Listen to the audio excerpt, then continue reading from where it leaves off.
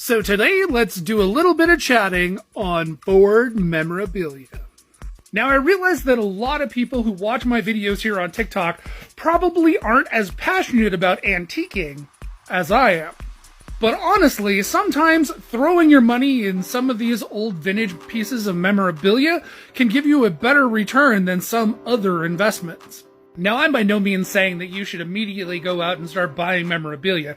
There's actually a lot to learn, and there's a lot of mistakes out there, such as the one I'm going to bring to you today. Now, if you happen to be a collector like me and you've made this mistake in the past, I'm not trying to call you out, but it's something that should be said. If you spend your time rummaging around in antique stores, eventually you're probably going to run into a Ford gumball machine.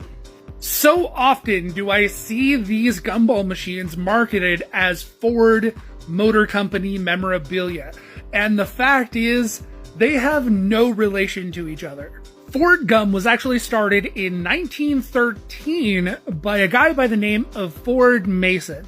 Now, the story of Ford Mason was actually kind of interesting. In 1913, Ford Mason basically wandered the western ends of New York as a roofer. He was in the throes of winter and basically idle because in the winter in 1913, ain't nobody was getting up on a roof. Looking for work, Ford stumbled into a shop and happened to strike up a conversation with a man who had invented a new machine that distributes gum. The machine had only been out for about a year or two when they struck up this conversation.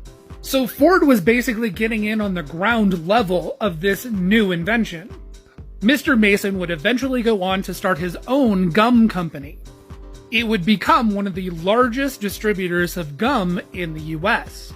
And the Ford Gum and Candy Company is actually still in business today. Throughout Ford Mason's life, he would continue to be a roofer, and when the winters would hit, he'd resurrect his gum company once again. In an interview with Ford Mason, he actually recalled how fun it was to try and figure out great places to put his gum machines for the highest amount of profit.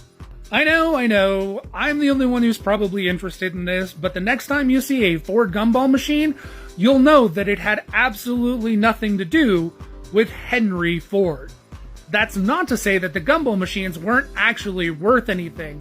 A nice Ford gumball machine will go from anywhere between $315 to $375.